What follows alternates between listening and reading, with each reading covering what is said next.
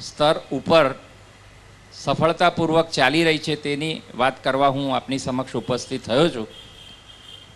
આપ સૌને એ વિદિત કરતાં મને આનંદ થાય છે કે શ્રીમદ વલ્લભાચાર્યજીના તત્વદર્શન અને સિદ્ધાંતો ઉપર આધારિત શૈક્ષણિક અભ્યાસક્રમનો આજ સુધી કોઈપણ યુનિવર્સિટીએ સ્વીકાર કર્યો નહોતો, પરંતુ છેલ્લા 5 વર્ષથી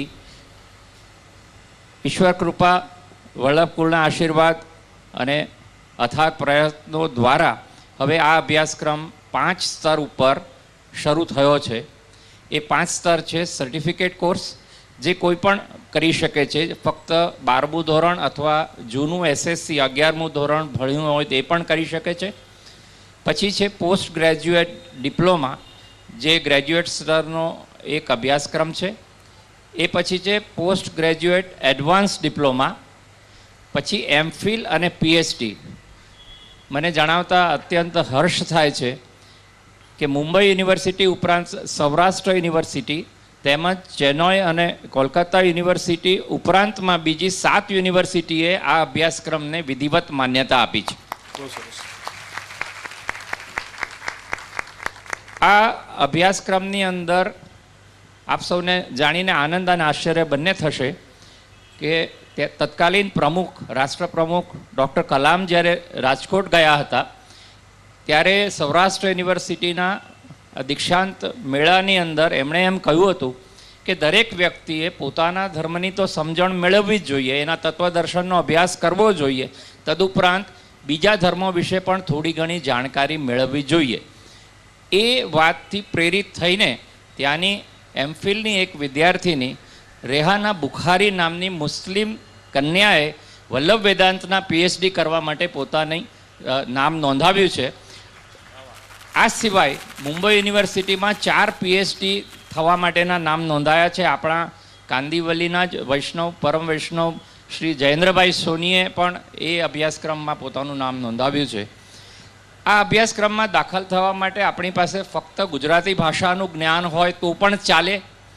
18 વર્ષથી લઈને 80 વર્ષ સુધીની કોઈ પણ ઉંમર પણ ચાલે. અને એની અંદર સાવ સરળ ભાષાની અંદર આ બધા જ તત્વદર્શનનો અભ્યાસ કરાવવામાં આવે છે. તદુપરાંત વિશ્વના મુખ્ય ધાર્મિક પ્રવાહો વિશેની જાણકારી. આ અભ્યાસક્રમ જરા પણ બોરિંગ અથવા તો કંટાળાજનક નથી. એની અંદર એવા વિષયો પણ છે જેમ કે નાથદ્વારા પેઇન્ટિંગ્સ ઉપર છે, રાજસ્થાન જે પેઇન્ટિંગ શૈલી છે એ છે, હવેલી સંગીત છે, એ સિવાય જે ભારતીય સંતોનો ઇતિહાસ છે એ છે. મુખ્ય પ્રવાહ ધારાની અંદર આ બધું જ આપ સૌ શકો છો. કોઈ પણ પ્રકારના આ અભ્યાસક્રમની અંદર બોજો નથી. કલાક માટે યુનિવર્સિટી કેમ્પસ સાંતાક્રુઝની અંદર તત્વદર્શન વિભાગની અંદર આ અભ્યાસક્રમો ચાલે છે. વિદ્વાન પ્રોફેસરો આ અભ્યાસ કરાવે છે. એ અભ્યાસક્રમ જે છે તે યુનિવર્સિટી દ્વારા માન્યતા પ્રાપ્ત છે અને વર્ષના અંતે 2 પેપરના પરીક્ષા પછી દરેકને યુનિવર્સિટીના સર્ટિફિકેટ કે ડિપ્લોમા વગેરેનું પદવીદાન કરવામાં આવે છે. આ અભ્યાસક્રમ ભણાવવા માટે વલ્લભકુળના વિઝિટિંગ ફેકલ્ટી તરીકે પૂજ્યપાદ ગોસ્વામી શ્રી શામ મનોહરજી, શ્રી શરદ બાવા ઉપરાંતમાં અન્ય ગોસ્વામી પરિવારના પણ વખતો વખત માર્ગદર્શન આપવા આવે છે. દાખલા તરીકે હવેલી સંગીતના સર્વશ્રેષ્ઠ જ્ઞાતા જેને કહી શકાય તેવા ગોકુલોત્સવજી મહારાજ ઇન્દોરથી ખાસ પધારે છે અને હવેલી સંગીતની વિશેષ જાણકારી લોકોને આપે છે. આપને જાણીને હજી આનંદ થશે કે આર્જેન્ટિનાના ડૉક્ટર મારિયાનો ઇતુર્બુ નામના વિદેશીએ વલ્લભ વેદાંત ઉપર PhD કર્યું છે અને એ લોકો વિશ્વ કક્ષાએ કમ્પેરેટિવ સ્ટડી મુંબઈ યુનિવર્સિટીમાં આપણા વિદ્યાર્થીઓને ભણાવે છે. જે પ્રસિદ્ધ ચિત્રકાર છે, જેના ચિત્રો કરોડ રૂપિયાથી ઉપરની કિંમતે વેચાય છે, એવા શ્રી અમિત અંબાલાલ, જે કૃષ્ણ એચ શ્રીનાથજી નામનું એમનું અતિ સુંદર પુસ્તક પ્રસિદ્ધ થયું છે, એ પણ આ વિઝિટિંગ ફેકલ્ટીમાં આવે છે. આ બધા અભ્યાસક્રમની અંદર જોડાવાનું આપ સૌને હું અપીલ કરું છું, આમંત્રણ આપું છું. અને મારે જણાવવું છે કે આ પ્રવૃત્તિ અને અહીં આપણે જેના માટે એકઠા થયા છે તે વચનામૃત અને ભગવાનની સેવા આપણા સેવા માર્ગની અંદર જે વસ્તુ આપણે જાણવી જરૂરી હોય, જે પ્રશ્નો જે જિજ્ઞાસુ તરીકે આપણા મનમાંથી ઉદ્ભવતા હોય અને જેની માટે અત્યારે આ અભ્યાસક્રમ અન્ય બીજા ક્ષેત્રના બીજા ધર્મને માનતા એવા લોકોને રસ પડતો હોય. મુંબઈ યુનિવર્સિટીમાં પારસી છે, જૈન છે, બૌદ્ધ છે, મુસ્લિમ છે, આ વિદ્યાર્થીઓ પણ છે અને અભ્યાસક્રમ શરૂ થશે. આ અભ્યાસક્રમની ફ્રી ખૂબ જ સબસિડાઇઝ છે, કારણ કે બહુ મોટું કોર્પસ ફંડ આપણે 11 યુનિવર્સિટીમાં અપાયું છે. માત્ર 1050 રૂપિયા વાર્ષિક ફી છે અને 350 રૂપિયા એક્ઝામ ફી છે. આ 1400 રૂપિયાની અંદર મહિને 125થી ઓછા ખર્ચાની અંદર આપ સર્ટિફિકેટ, ડિપ્લોમા અથવા એનાથી ઊંચા અભ્યાસક્રમો કરી શકો છો.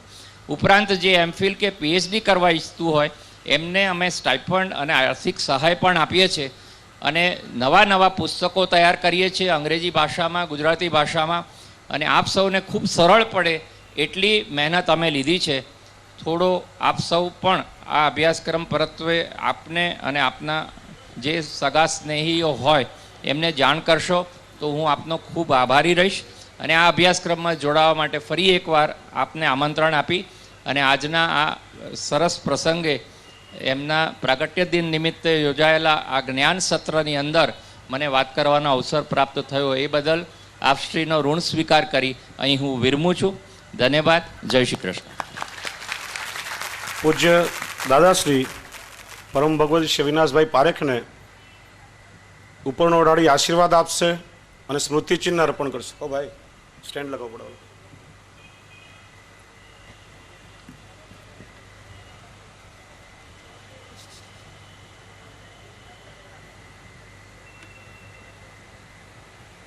એક મિનિટ ઠેર જાઓ.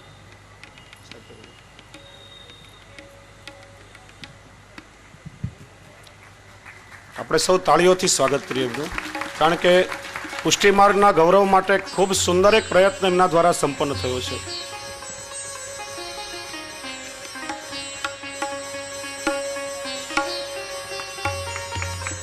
હવે પરમ આદરણીય શ્રદ્ધેય અવિનાશભાઈ ખૂબ ખૂબ આશીર્વાદ.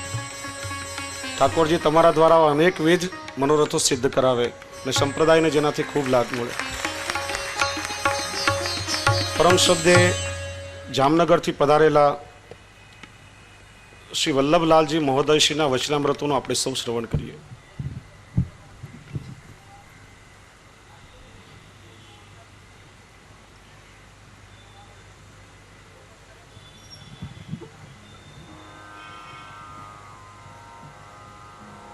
चिन्तयेत् भगवतश्चरणारविन्दं वज्राङ्कुशध्वजसरोरुहलाञ्छनाढ्यम् उत्तुङ्गरक्तविलसन्नखचक्रवाल ज्योत्स्नाभिराहतमहद्हृदयान्धकारं श्रीकृष्णकृष्णसखवृष्णिवृषावनीथृक् राजन्यवंशदहनानपवर्गवीर्य गोविन्दगोपवनिताव्रजभृत्यगीत तीर्थश्रवश्रवणमङ्गलपाहि भृत्यान् श्रीमदाचार्यचरणं शरणं सर्वदेहिनाम् अशेषदोषदहनं मस्तके राजताम्.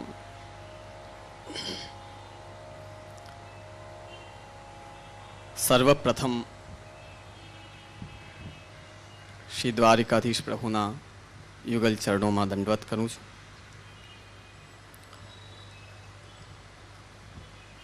આજના આ શુભ દિવસે અહીં વિરાજમાન મારા પૂજ્યપાદ કાકાજી શ્રી વ્રજજીવનલાલજી કાકાજીને ચરણોમાં દંડવત કરું છું, જેમના દ્વારા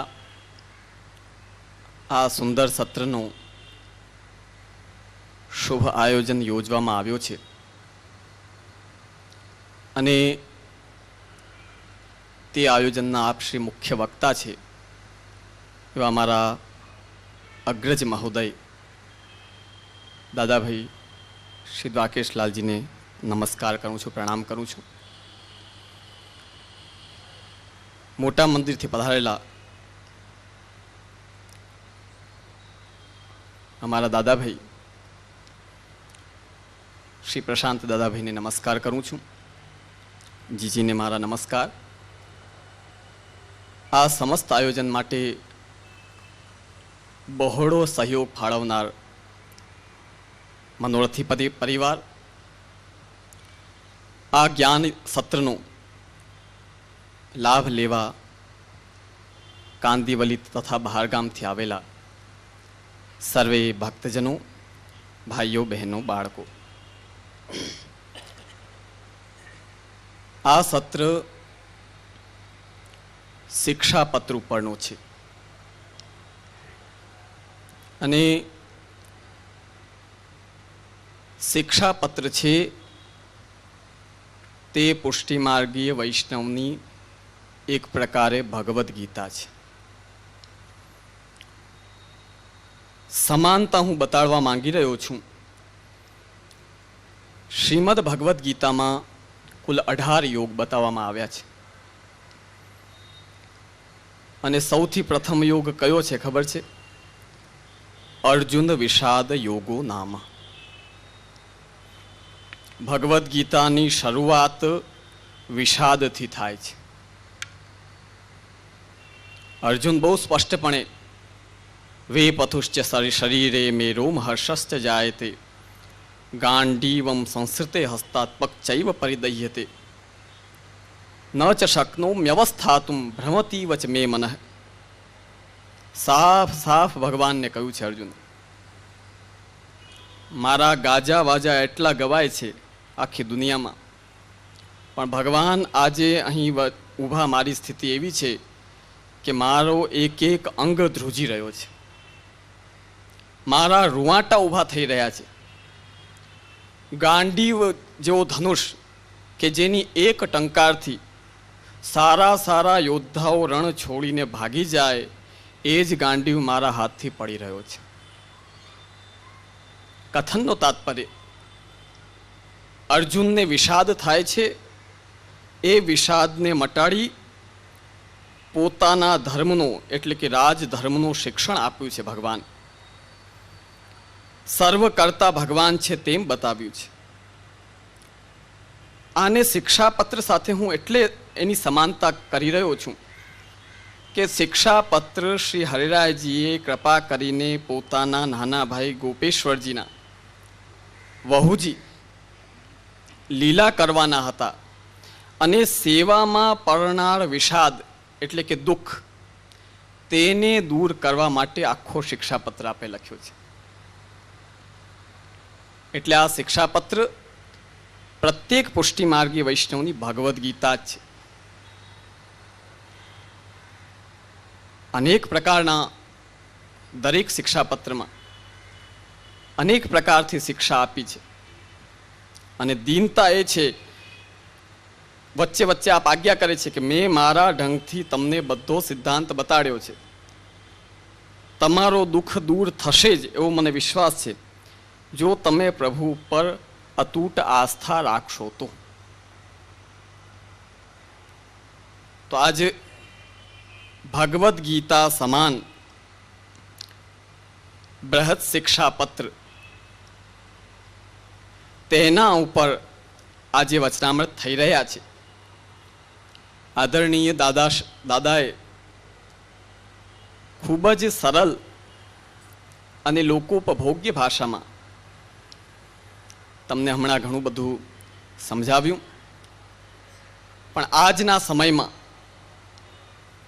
આ શિક્ષાપત્ર જે વૈષ્ણવ સમાજ માટે એક મોટો વિષાદ અને મોટો દુઃખ આવીને પડ્યો છે, તે શ્રી હરિરાય મહાપ્રભુની કૃપાથી દૂર કરે આ સત્ર પછી, એવી હું શ્રી પ્રભુના ચરણારવિંદમાં વિનંતી કરું છું. અને એ કયો દુઃખ છે? જો ધ્યાન દેશો તો ખ્યાલ આવશે. વર્ષોથી તમે જે પરંપરાઓને ડામાડોલ થયા વગર નભાવી રહ્યા છો. કઈ પરંપરા? બ્રહ્મ સંબંધ ગ્રહણ કરવું, બે કંઠી ધારણ કરવી, તિલક ધારણ કરવું, ગુરુદેવને વિનંતી કરીને ઘરે ઠાકુરજી પધરાવવા, ઘરે ઠાકુરજીની સેવા કરવી અને ગુરુ ઘરે જઈને ગુરુના મંદિરમાં ગુરુના પ્રભુની પણ જે થઈ શકે તે સેવા કરવી. આ વર્ષોની આપણી પરંપરા ચાલી રહી છે. આ કોઈ આજની પરંપરા નથી. તમે જો વિચાર કરો તો ખ્યાલ આવશે, તમારી પેઢીઓની પેઢીઓ આ સેવા કરી ચૂકી છે. અમારી પેઢીઓની પેઢીઓ આ સેવા તમારી લઈ ચૂકી છે. ત્યારે આજે વૈષ્ણવ સમાજ સામે મોટામાં મોટો વિષાદ શું છે? તો એ છે કે આજકાલ એવો ઉપદેશ દેવામાં આવે છે કે ગુરુ ગ્રહે કે ગુરુના મંદિરે ન જવાય. મંદિર પરંપરા પુષ્ટિ માર્ગમાં છે જ નહીં. ઘરમાં ઠાકુરજીની સેવા પોતાના દ્રવ્યથી, પોતાના શરીરથી, પોતાના ઘરમાં જે સેવા કરો તે જ પુષ્ટિ માર્ગીય સેવા છે.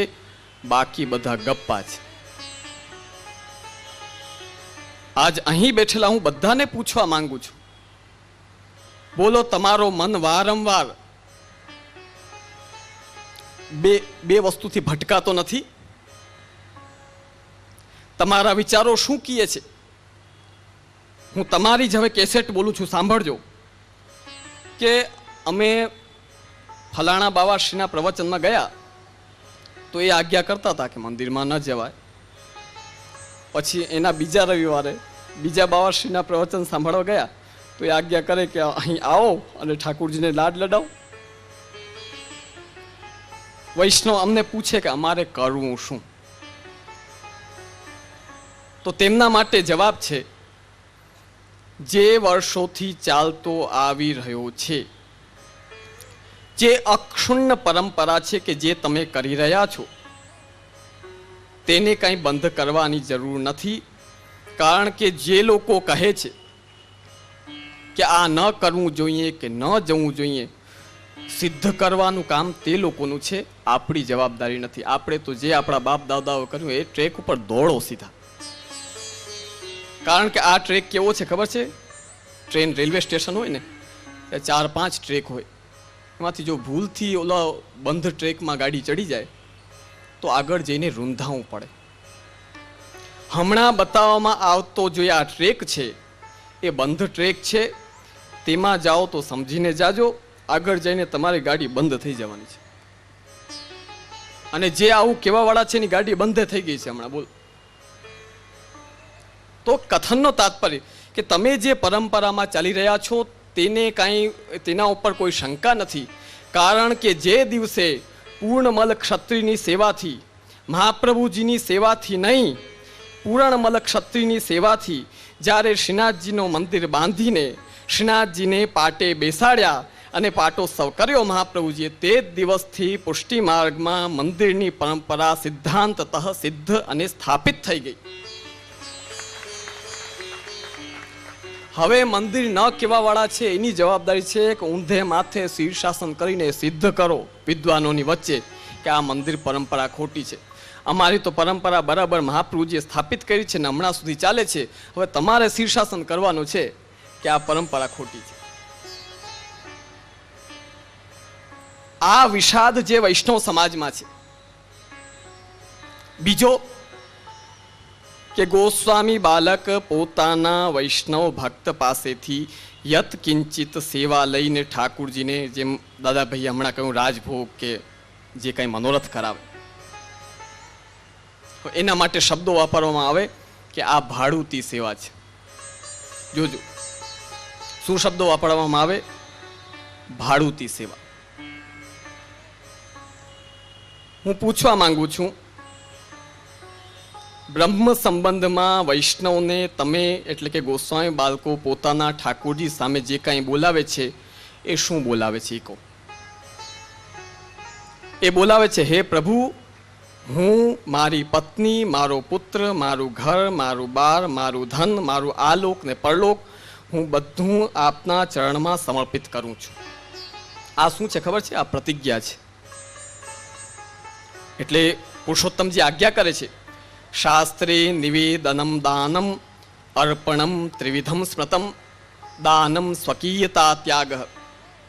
નિવેદનમ સમુદ્દેશ્ય દ્રવ્યસ્ય જ્ઞાપનમ મતમ દાનમ સ્વકીયતા ત્યાગ પરસ્વાપાદનમ વિધે અર્પણમ સ્વામી ભોગ્યસ્ય સ્વામીને જ્ઞાપનમ મતમ. નિવેદન એટલે કમિટમેન્ટ. દાન એટલે તો કોઈનું થઈ જવું. નિવેદનમાં કમિટમેન્ટ થાય છે પણ સત્તા તમારી પાસે જ રહે છે. અર્પણ એટલે કે જે કમિટમેન્ટ કર્યું તેને સારી રીતે પ્રભુને પાછો અંગીકાર કરાવું.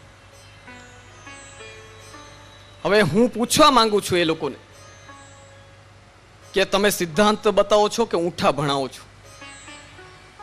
બ્રહ્મ સંબંધમાં તમે પોતે પ્રતિજ્ઞા લેવડાવો, ગુરુ તરીકે વચ્ચે ઉભા રહ્યો, પોતે હાથમાં તુલસી લ્યો, પગમાં નહીં. સમજો, ધ્યાન દેજો મારી વાત ઉપર. ગોસ્વામી બાળકો ચરણમાં નથી ધરાવતા, હાથમાં તુલસી લે છે અને ઠાકુરજીના ચરણમાં અંગીકાર કરાવે છે. અને જ્યારે વૈષ્ણવ સેવા ભેટ દેવા આવે ત્યારે શું કહે કે ભાઈ ન લેવાય, આ ભાડુતી સેવા કહેવાય. ત્યારે આવું પ્રતિપાદન કરે. હું એ લોકોને પૂછવા માંગુ છું કે જ્યારે બ્રહ્મ સંબંધ તમે આપો છો એ નાટક છે કે પછી સેવા ભેટ નથી લઈને અંગીકાર નથી કરાવતા એ નાટક છે? પ્રિયજનો, આ વિષાદ વૈષ્ણવોને બહુ હેરાન કરી રહ્યો છે. આ વિષાદ દૂર થવું અત્યંત આવશ્યક છે. અને આ વિષાદ આપણા પુષ્ટિ સિદ્ધાંત અને શ્રી હરિરાય મહાપ્રભુ રચિત શિક્ષાપત્રમાં આ સિદ્ધાંત 100% સ્થાપિત કરેલું છે કે વૈષ્ણવ આનંદપૂર્વક પોતાની વિતજા સેવા પ્રભુને અંગીકાર ગુરુદેવના માધ્યમથી, શ્રી મહાપ્રભુજીના માધ્યમથી કરાવી શકે. પ્રિયજનો, કથનનો તાત્પર્ય કે આવા ઘણા બધા વિષાદ હમણાં આપણા પુષ્ટિ સમાજમાં ફેલાઈ રહ્યા છે. તમે બધા ભગવદ ભક્તો છો. આદરણીય દાદાભાઈ ખૂબ જ એક વિશિષ્ટ આ આયોજન કર્યું છે અને તે આયોજનનું વૈશિષ્ટ્ય એ છે કે યુવા વર્ગ આનો ખૂબ મોટા પાયે લાભ લઈ રહ્યો છે. હું આજે અહીં કાંદીવલીમાં તમારા સૌ વચ્ચે કહેવા માંગુ છું, હમણાં જ યુનિવર્સિટીની વાત ચાલી. આટલું સારું એક સુંદર પ્રોજેક્ટ કે જેના થકી વૈષ્ણવને લાભ થાય, ઉત્તરોત્તર તેમના જ્ઞાનનો સ્તર વધે તેવું એક સુંદર આયોજન જે મૂકવામાં આવ્યો છે તેના પણ સંપૂર્ણ એમણે માહિતી આપી અને એમાં પણ આપ લોકો જોડાઓ. પણ આજના દિવસે હું એ કહેવા માંગુ છું કે આજના સમયમાં જે આપ લોકો આ બધા અસમંજસમાં છો, હું જામનગર વિરાજમાન મારા પિતૃચરણ શ્રી હરિરાયજી મહારાજ વતી સ્પષ્ટ આ સભામાં કહેવા માંગુ છું કે જે કાંઈ આ વિવાદ છે તેનો તમને જો યોગ્ય શાસ્ત્રોક્ત ખુલાસો જોતો હોય તો જેમણે આ વિવાદ ઉઠાવેલો છે એમને આજની તારીખે પણ વિદ્વાનોની સભાની વચ્ચે એક ખુલ્લો ચેલેન્જ, ખુલ્લો આમંત્રણ છે કે આવો અને વૈષ્ણવનો આ વિવાદ શાસ્ત્રોક્ત પ્રમાણ સાથે મટાવો. અને આ માટે જ અમારો જન્મ છે. અમારો જન્મ ખાલી કોરે કોરા આશીર્વાદ દેવા માટે નથી, તમને સાચો સિદ્ધાંત, સાચો રસ્તો બતાડવા માટે જ છે. બસ શ્રી દ્વારકાધીશ પ્રભુની કૃપાથી આ જે હમણાં પુષ્ટિ માર્ગમાં પ્રવાદ બહુ મોટા પ્રમાણમાં ચાલી રહ્યો છે તે શ્રી દ્વારકાધીશ પ્રભુ કૃપા કરીને વિદ્વાનોની ચર્ચા સાથે વૈષ્ણવ સમાજને યોગ્ય અને ઉપદેશક જ્ઞાન અને સાચું જ્ઞાન મળે તેવી કૃપા કરે અને આ વસ્તુ, આ વિષાદ વૈષ્ણવોના મનમાંથી દૂર થાય અને સ્વસ્થતાપૂર્વક. હકીકત કહેજો, અહીં બેસેલા વૈષ્ણવોને કેટલી શંકામાં તમે સેવા કરો છો. તમારા વડીલો, અમારા વડીલો તો એવી આનંદથી કરી, ક્યાંય કોઈ શંકા નહીં. તમારે તો અહીં જશું તો આ થઈ જશે ને ત્યાં જશું તો તે થઈ જશે. અરે અજ્ઞશ્ચ અશ્રદ્ધાનશ્ચ સંશયાત્મા વિનશ્યતિ, સ્પષ્ટ કહે છે ભગવદ્ ગીતા. તો પ્રિયજનો, કથનનું તાત્પર્ય કે મહાપ્રભુજી કૃપા કરે અને યોગ્ય જ્ઞાનનો દીપ પ્રજ્વલિત થાય. મારા પિતૃચરણ 24 કલાક અડધી રાતે કોઈ જો આ ખુલાસો ને આ વિષાદ સમાજમાંથી મળતો હોય તો તે માટે 24 કલાકમાં કહો ત્યારે હાજર છે. તો આજે જે આ સુંદર સત્રનું આયોજન કરવામાં આવ્યો છે અને આદરણીય પૂજ્ય દાદા ખૂબ જ એવી સુંદર ભાષામાં આપને લાભ દઈ રહ્યા છે. આપ સમસ્ત દિવસ એ લાભ પ્રાપ્ત કરો અને કૃતકૃત્ય બનો તેવી પ્રભુના ચરણોમાં વિનંતી કરી હું મારા વક્તવ્યને વિરામ આપું છું. ધન્યવાદ. હવે મુંબઈથી પધારેલા પરમ આદરણીય શ્રદ્ધેય મારા મિત્ર પ્રવર પરમ આત્મીય ગોસ્વામી શ્રી પ્રશાંત કુમારજી મહોદયશ્રીના વચનામૃત થશે. તો સૌ વૈષ્ણવ આપણે એમનો લાભ લઈશું.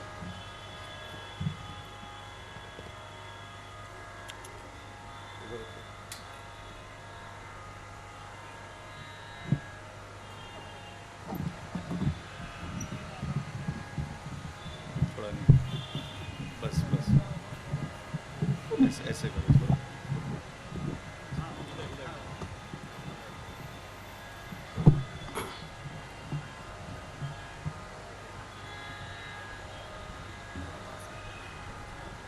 ठीक है, ठीक है.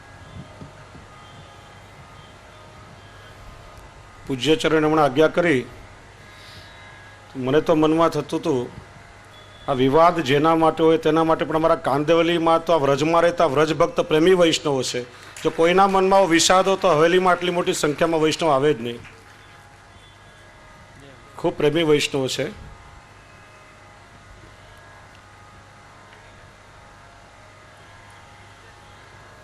અને મને તો વિશ્વાસ છે કે પેઢીઓની પેઢીઓ વૈષ્ણવની આ રીતે ઠાકોરજીની સન્મુખ રહેશે. એમાં કોઈ બેમત નથી. વલ્લભાધીશ કી જય.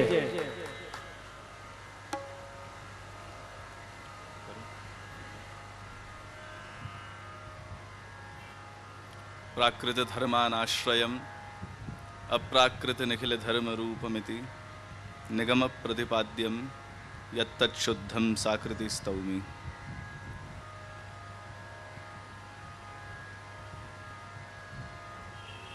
बहुत लंबे समय के बाद श्री द्वारकाधीश प्रभु के प्रांगण में कुछ भगवत चर्चा करने का अवसर द्वारकेश दादा ने दियो. प्रायः 8 वर्ष हुए होंगे कि जब यहीं पे वल्लभाख्यान को आयोजन आपके द्वारा भयो थो और वहाँ में एक दिन बोलने को अवसर प्राप्त भयो और फिर वाके बाद आज जब शिक्षा पत्र को आयोजन हो रहे है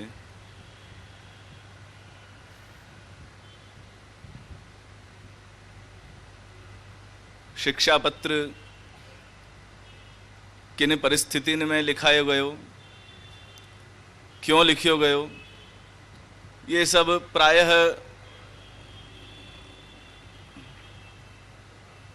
आप लोग जानो ही हो और दादा ने भी खूब विस्तार पूर्वक या के विषय में आप लोग उनको कहो होएगो. सो पुनरावृत्ति करने की आवश्यकता मुझको लग नहीं रही है.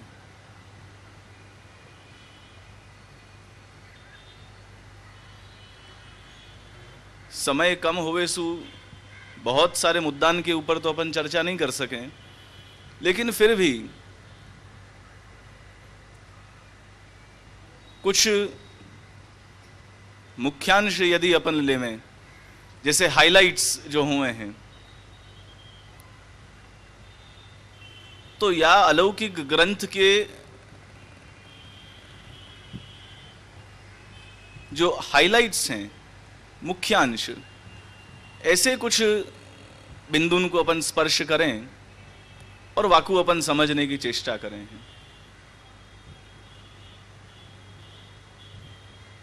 सर्वप्रथम तो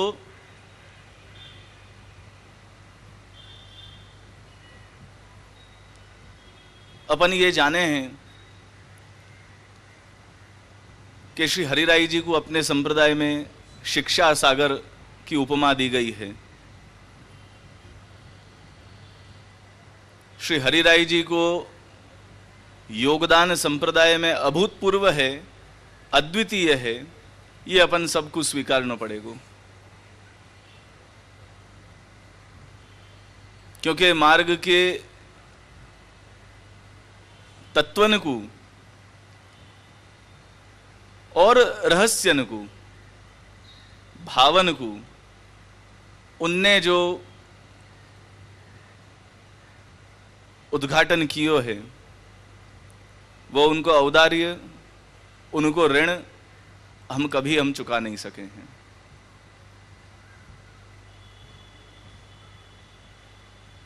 शिक्षा पत्र में जैसो या ग्रंथ को नाम है, पुष्टि मार्गीय वैष्णवन को शिक्षा दी गई है, कर्तव्य बोध करायो गयो है।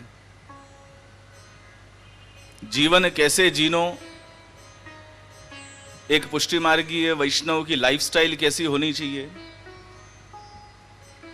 वाको उपदेश दियो गयो है। साथ साथ इंग्लिश में जैसे कि हमें डूज एंड डोंट्स, क्या हमको करना चाहिए और क्या हमको नहीं करना चाहिए, ये बात को भी सम्यक रूप से ज्ञान या ग्रंथ में दियो गयो है। तो एक प्रकार से हम कह सकें कि शिक्षा पत्र हमारो मार्गदर्शक है, पथ प्रदर्शक है। और यही कारण है कि इतने वर्षन सु 3-4 शताब्दियां बीत गई हैं, आज भी प्रत्येक वैष्णव के घर में नियम सु शिक्षा पत्र को पाठ होवे है। वो या के लिए कि हमको हमारे कर्तव्यन को बोध ये ग्रंथ हमको करावे है। अनेक बातें बताई गई हैं, लेकिन वाको स्वारस्य एक हाइलाइट्स के रूप में कुछ 4-5 मुद्दान पे अपन चर्चा करेंगे। वहां में सर्वप्रथम ये कि श्री हरिराय महाप्रभु ने अत्यधिक भार सत्संग के ऊपर दियो है कि प्रत्येक वैष्णव को अनिवार्य रूप से भगवदीयन को, तादृशीन को संग करनो है, उनके अनुभव लेकर के अपने जीवन यात्रा को आगे बढ़ानी है और भक्ति के पथ पे अग्रसर होना है। अब यह सत्संग को लेके ही बहुत बड़ी विडंबना है कि सत्संग एक्चुअली क्या है।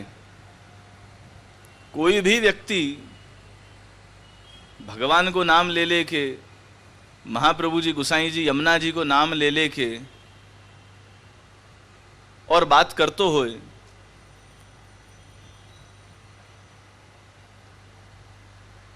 लेकिन बाकी बात में सच्चाई कितनी है, बाकी बातन में गहराई कितनी है, ये परख हमको होनी चाहिए।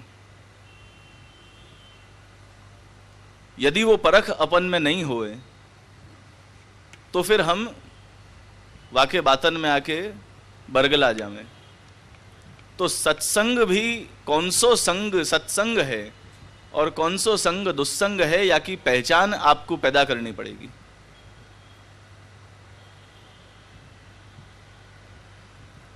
प्रायः अपन श्रद्धावान हैं, भक्तिवान हैं, भगवद गुणानुवाद सुनने को हमको अत्यधिक रस होवे है, आनंदवा में आवे है। लेकिन पहले तो ऐसे होतो थो कि यत्र तत्र जहाँ भागवत की कथाएं हो रही हैं, जहाँ कोई भी संत महात्मान के, विद्वानन के प्रवचन को आयोजन हो रहा है, वहाँ हम उन पंडालन में जाकर के बैठते। और अब सैटेलाइट के माध्यम से विश्व में कहीं पे भी कोई भी प्रकार को आयोजन हो रहा है, वो हम घर बैठे चैनलन पे देखे हैं। वहां में बहुत से हमारे वैष्णव भाई बहनन की आदत है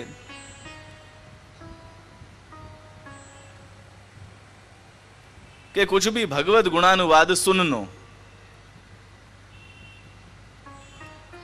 तो कई लोगन के घरन में भी हमारी पधरामणी हो तो हमने देखो है कि रसोई में भी एक छोटो टीवी, आजकल तो वो फ्लैट स्क्रीन भी आ गए हैं, तो बहुत ज़्यादा जगह भी नहीं घेरे, एक आध खूणा में कहीं कैबिनेट में कहीं लगा दें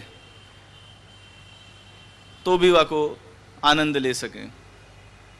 तो ऐसे सुबह रसोई करते जाएं और टीवी सुबह 8 बजे को एक फलाने बापा को सत्र चल रहा है, 9 बजे ढिकणे महाराज को एक सत्र है, 10:30 बजे फलाने बाबा जो है कुछ बोल रहे हैं, सबको सुनने में आपत्ति नहीं है, लेकिन सबसे पहले आप ये विचार करो कि अपने आचार्य चरण के जो सिद्धांत हैं उन सिद्धांतन को अपन ने हृदय आरूढ़ कियो है कि नहीं। अब वो एक कथाकार हैं, बहुत विद्वान हैं, बहुत प्रसिद्ध हैं और महाप्रभु जी की दुहाई ले रहे हैं उनकी कथा में, अभी 10-15 दिन पहले ही मैंने सुनी। और महाप्रभु जी की दुहाई ले लेके पंडाल में हजारन की संख्या में जनता बैठी है, दुर्भाग्य से वहां में पुष्टि मार्गीय वैष्णव जनता ज्यादा है और खुले छूट से वो कह रहे है, वो जगत को मिथ्या बता रहे है। अब ये सिद्धांत सुनने के लिए अपनी जनता बैठी है और थोड़ी थोड़ी देर में वो नींद में से जगाने के लिए ऐसे गोवर्धन नाथ की जय, वल्लभाधीश की जय, ऐसे हाथ ऊंचे कर करके जो है वो जयकार करा में, वल्लभाधीश की जय। अब वल्लभाधीश की जय बोल रहे हो और जगत को मिथ्या बोल रहे हो।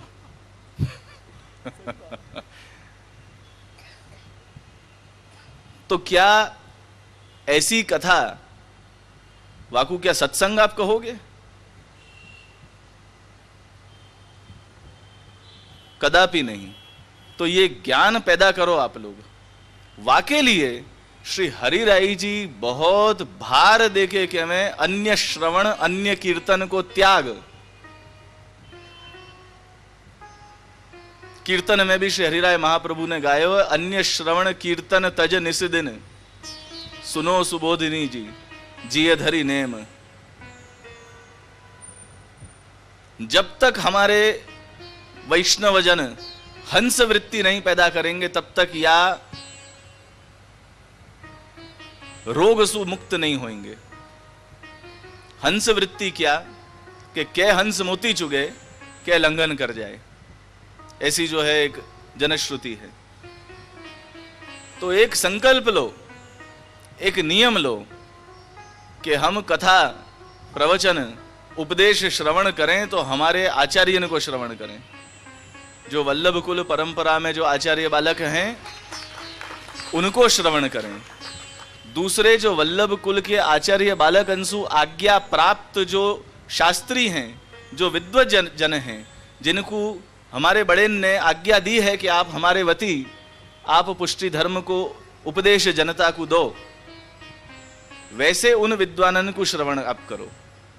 और विनको यदि अभाव होए तो खाली वो कान की कुचर मिटाने के लिए हम कुछ भी सुन लें, ऐसी वृत्ति को त्याग करो और हंस वृत्ति को अपनाओ।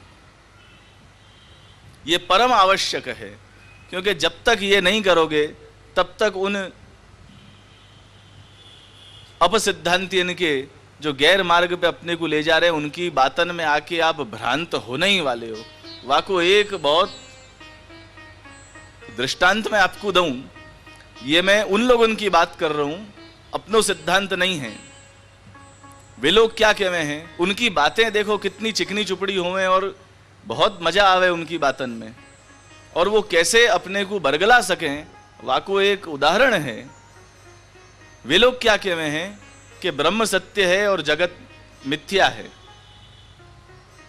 और वा ब्रह्म को सत्य मान के वाको निर्गुण निराकार बतावे हैं कि वो निर्गुण है, वो निराकार है, निर्धर्मक है। वाके लिए वो दृष्टांत कैसे देवे, उनको लॉजिक देखो कितना जबरदस्त है कि यदि आपको अपने सिद्धांतन को ज्ञान नहीं होएगा तो आप निश्चित रूप से उनकी बातन में आ जाने वाले हो। वो उदाहरण कैसे देवे, वो कहवे हैं कि 24 टच को सोना होए वाकू घाट घड़ने में नहीं आवे हैं। आप स्वर्ण को यदि आप कोई भी कंकण, कुंडल, हार, माला इत्यादि मुद्रिका कुछ भी आप बनाने के लिए आप दोगे तो वहां में कुछ न कुछ धातु को मिश्रण करना पड़ेगो, तो ही वो हार, कुंडल, कंकण बनेगो। तो उनको कहने को तरीका देखो कि 100 टच के सोना को घाट नहीं दियो जा सके है। और जब वहां में तांबा, पीतल आदि अन्य धातुन को मिश्रण करावे हैं तब ही वो घाट लेवे है। वही प्रकार सु ब्रह्म जब तक घाट रहित है, मतलब आकार शून्य है, निराकार है, तब तक वो शुद्ध है, 100 टच को सोना है। और जैसे ही वो कोई घाट घड़े, राम बने, कृष्ण बने, वामन बने, बुद्ध बने, वहां में माया को गंध आ जावे है, माया शबल हो जाए, माया अवच्छिन्न हो जाए है। अब ये बात लॉजिकली कितने गले उतर जाए ऐसी है, लेकिन सर्वथा अपसिद्धांत है। वैष्णवन को लेश मात्र ये बात अभीष्ट नहीं है, ये बात को आपको ध्यान रखनी है। अतएव श्री हरिराय चरण तो आज्ञा करे हैं कि अन्य श्रवण करो ही मत। अन्य श्रवण करोगे तो विकार आने को कहीं गुंजाइश, कोई स्कोप रहेगी। आप अन्य श्रवण, अन्य कीर्तन को त्याग ही आप कर दो तो यह समस्या पैदा ही नहीं होगी। या को एक सुंदर दृष्टांत अपने वैष्णव वार्तान में भी है। मुकुंद दास जी की वार्ता आप लोग देख लीजो घर पे, यहां अधिक मैं बोल सकूं ऐसी इतना समय नहीं है। वाह वार्ता को भी सार यही है कि विन्ने चौपड़ खेलनो ज्यादा अभीष्ट समझो, लेकिन अवैष्णव के मुखसु भगवत कथा श्रवण करनो उनने गवारा नहीं समझो। तो वैसे ही आधुनिक समय में अब कोई चौपड़ खेलने वाला तो नहीं है, लेकिन मैं आपको कहूं कि टीवी में सीरियल देख लो, लेकिन ऐसे बापा बापून की कथाएं मत सुनो, क्योंकि विकार आने ही वालो है आपको। और यदि सुननो होए तो अपने मार्गीय सिद्धांतन को सचोट रूप से हृदय में स्थापन वाको कर लो, वाके बाद सुनो कि देखें ये कह क्या रोए। वाह उद्देश्य से सुनते हो तो जरूर सुनो, अन्यथा नहीं सुनो, सो बचे रहोगे। तीसरी बात, अभी दादा भाई मद के प्रकार बता रहे थे, श्री हरिराय जी द्वारा प्रकाशित। तो बहुत संक्षेप में मैं एक दृष्टांत दूं और वाके बाद में मेरे व्याख्यान को विराम दूंगा, क्योंकि आगे को भी कार्यक्रम चलानो है। कोई भी धर्म, कोई भी संप्रदाय कभी भी आपको घमंड करवे को नहीं कहेगो, अभिमान करवे को नहीं कहेगो। वाके 20 प्रकार दादा ने बताए हैं, तो उनकी पुनरावृत्ति नहीं करके एक ही बात मैं श्री हरिराय जी ने जो वारंवार कही है, वाकू पुनः मैं एक बार मेरे द्वारा कहूं, क्योंकि श्री हरिराय जी ने प्रत्येक स्थल पे, प्रत्येक पत्र में, यत्र तत्र उनने एक बात पे बहुत भार दियो है कि अपने को दीनता रखनी है। दैन्य भाव अपने में कभी भी अपने से जानो नहीं चाहिए, क्योंकि दीनता ही है जो एक भक्त भगवान को अर्पण कर सके है। श्री महाप्रभु जी ने निबंध में, शास्त्रार्थ निबंध के आरंभ में ही एक बहुत जबरदस्त सिद्धांत हमारे सामने रखियो है। श्री महाप्रभु जी बतावे हैं,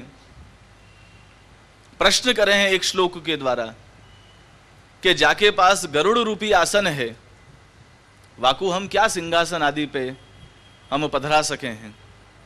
जाके वक्ष पे कौस्तुभ मणि सुशोभित होती होए, वाकू हम क्या रत्नमणि हार मोती हीरा हम भेंट कर सके हैं। जो स्वयं लक्ष्मीपति है, जाके चरणारविंद में लक्ष्मी निरंतर वास करके वाके चरण की सेवा कर रही है, वाकू हम क्या भेंट धरे हैं, क्या भेंट धर सके हैं। और जो साक्षात सरस्वती को पति होए, जो वाकपति होए, वाकू हम क्या स्तुति करके वाकू हम प्रसन्न कर सके हैं।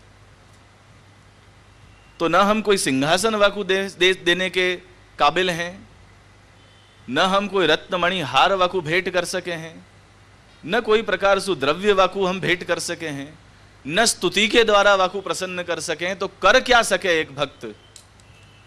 तो महाप्रभु जी आज्ञा करे हैं, भगवदी जीवई ही नमनमेव कर्तव्यम नाधिकम शक्यमिति सिद्धांतः, कि हम सदैन्य सर्वात्म भाव पूर्वक मात्र भगवान के चरण कमलन में नमन मात्र ही कर सकें, वासु अधिक हम कुछ नहीं कर सकें। न अधिकम शक्यम इति सिद्धांतः, ये सिद्धांत है। अपितु दैन्य भाव पूर्वक, विनम्रता पूर्वक, सर्वात्म भाव पूर्वक भगवान के चरण कमलन में, श्रीमद आचार्य चरण, श्रीमद प्रभु चरण के चरणारविंद में, अपने गुरु और समस्त वल्लभ कुल के चरणारविंद में वही श्रद्धा, वही दीनता रख के हम सब नमन कर सके हैं। एक दृष्टांत मैं दूं। एक गुरु थे, उनको आश्रम थो और वहां पे उनके कुछ चुनिंदा शिष्य उनके पास रहते थे और उनके पास अभ्यास करते थे, विद्या ग्रहण करते। अमुक वर्ष के उपरांत जब उनको विद्याभ्यास संपूर्ण भयो, तब ऐसी अपनी एक ऋषि आचार्य परंपरा ऐसी रही है, गुरु शिष्य परंपरा, कि गुरु अपने शिष्य अपने गुरु के पास रहवे है अंतेवासी बन के, और विद्या अभ्यास करने के बाद जब वापस वाके घर लौटने को समय होए तो कोई गुरु दक्षिणा देवे है। तो इन सब ने इकट्ठे होके और अपने गुरु से पूछी कि हम आपको गुरु दक्षिणा में क्या देवें, आप मांगो सो हम देवें। तो गुरु ने कही कि मैं जो मांगूंगा वो तुम नहीं दे पाओगे, तो तुम स्वेच्छा से जो तुमको ठीक लगे वो मुझको दे के और चले जाओ। फिर भी उनने जिद करी कि नहीं, आप हमको कहो कि हम क्या देवें। तो वह गुरु ने फिर कही कि जाओ और संसार में जो सबसे तुच्छ वस्तु है तुम लाके मेरे को दे दो, मेरे को वही चाहिए, वासु अधिक मुझको कोई अपेक्षा नहीं है। अब ये जो है वो तीनों चारों शिष्य विचार में पड़ गए कि मांग मांग के भी गुरु ने ये क्या मांगो। तो गए वो संसार की सबसे तुच्छ वस्तु ढूंढने के लिए। रास्ता में ही उनको मट्टी मिली। मट्टी लाने को उनने विचार कियो, तो मट्टी ने मना कर दी कि भाई तुम मेरे को क्यों सबसे तुच्छ वस्तु समझ रहे हो, मैं तो कितने जामे तुम जल भर के पियो, ऐसे घड़ा बनाने में मेरो जो है वो काम लगे है, तो फिर मैं तुच्छ कैसे भाई। ठीक है, वाकु छोड़ दियो। पत्थर पड़े थे तो इन शिष्य ने समझी कि पत्थर से ज्यादा तुच्छ क्या होएगो। तो जैसे ही पत्थर को उठाने गए, पत्थर ने कही कि मैं सबसे तुच्छ कैसे हूं, मैं हूं तो ही तो तुम्हारे भवन, तुम्हारे घर बन रहे हैं, मेरे बिना तुम रहो काहे में। बोले ठीक है, तुम भी तुच्छ नहीं हो। कचरा को ढेर पड़ो तो कचरा को ढेर उठाने गए तो वाने भी कही कि भाई मैं ही तो खाद बनू हूं, जाकू तुम खेत में डालो और तुम्हारे अनाज पैदा हुए हैं और फिर तुम खाओ, तो मैं तुच्छ कैसे भाई। हार के वो सारे शिष्य जो हैं वो अपने गुरु के पास आए और हाथ जोड़ के और विनय कही कि महाराज, बोले हमको तो या दुनिया में कोई भी ऐसी तुच्छ वस्तु नहीं मिली जो हम आपको अर्पण कर सकें, आप हमारे भावना को ही स्वीकार करो। गुरु प्रसन्न भये और उनने कही कि तुम्हारे मद को, तुम्हारे अहंकार को अब तुमने मेरे को दे दियो है, अब तुम जाओ। तो वही प्रकार से मैं निवेदन करूं, अनुरोध करूं कि या सभा मंडप में भी बैठे जितने रसिक श्रोतागण हैं और ये चैनल के माध्यम से भी जो अपने घरन में बैठ के भी जो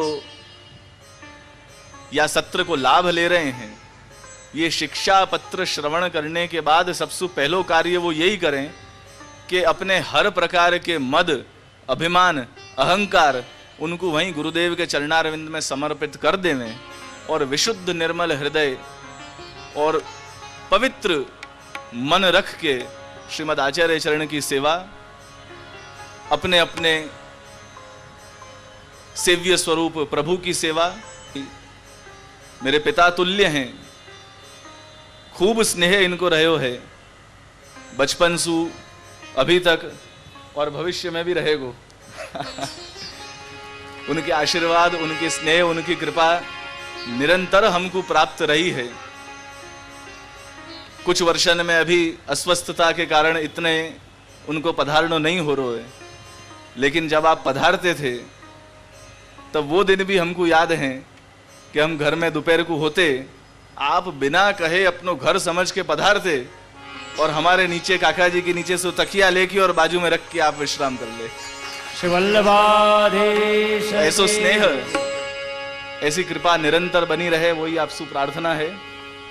और पुनः श्री द्वारकाधीश प्रभु के प्रांगण में आज भगवत चर्चा करने का अवसर मिलो। वाको में द्वारकेश दादा से आभार व्यक्त करूं कि आपने कृपा करके स्नेह रख के आज्ञा करी और मुझको बुलायो। ये आपको प्रेम है और निरंतर ऐसो प्रेम बन्यो रहे, ऐसी आशा रख के मैं मेरे वचनामृत को विराम दूं। बोलिए श्री गोवर्धन नाथ की, श्री द्वारिकाधीश की, श्याम सुंदर श्री यमुने महारानी की, श्री वल्लभाधीश की, श्री गुसाई जी परम दयाल की, श्री हरिराय महाप्रभु की। वैष्णवो, श्री वल्लभनी आरती थाय ए पहला परम भगवती श्री विनोदभाई गोरडिया, खूब अग्रगण्य वैष्णव, श्री नटुभाई संघवी, हमारा दादाजीना कृपापात्र श्री नरेन्द्रभाई काटकोरिया, परम भगवती दक्षाबेन दत्ताणी અને કાંદીવલીના જ પરમ ભગવતી અજયભાઈ ખત્રી કે જેમના જબ્બા ઠેઠ મુંબઈથી અમેરિકા સુધી લોકપ્રિય બન્યા છે। આ બધા વૈષ્ણવો પૂજ્ય દાદાશ્રી પાસે આવશે અને આશીર્વાદમાં ઉપરણા પ્રાપ્ત કરશે।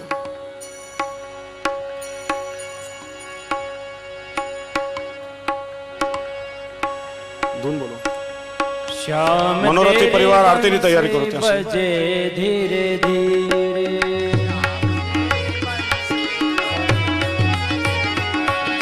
श्याम तेरी बंसी बजे धीरे धीरे,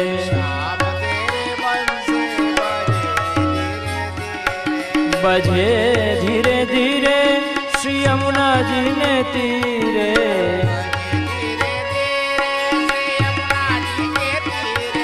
बजे धीरे धीरे श्री यमुना जी ने तीरे,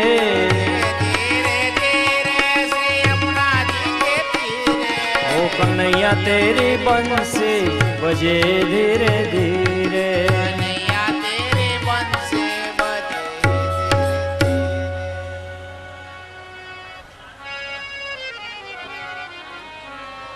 વિનોદભાઈ, ચલો આરતીનું ગાન કરીએ સાથે મળી।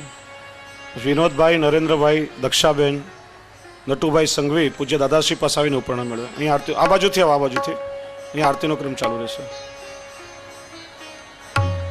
आरती वल्लभ वर की कीजे, अपनो जन्म सफल कर लीजे। आरती वल्लभ वर की कीजे, अपनो जन्म सफल कर लीजे। देवी जन के कारण आए, साथ श्री गोवर्धन नाथ को लाए। आरती वल्लभ वर की कीजे, अपनो जन्म सफल कर लीजे। आरती वल्लभ वर की कीजे, अपनो जन्म सफल कर लीजे। श्री भागवत मर्म समझायो, लीला रस भूतल प्रगटायो। आरती वल्लभ वर की कीजे, अपनो जन्म सफल कर लीजे। आरती वल्लभ वर की कीजे, अपनो जन्म सफल कर लीजे। निज जन के सब दोष मिटाए, सबको ब्रह्म सबंध कराए। आरती वल्लभ वर की कीजे, अपनो जन्म सफल कर लीजिए। आरती वल्लभ वर के कीजिए अपनो जन्म सफल कर।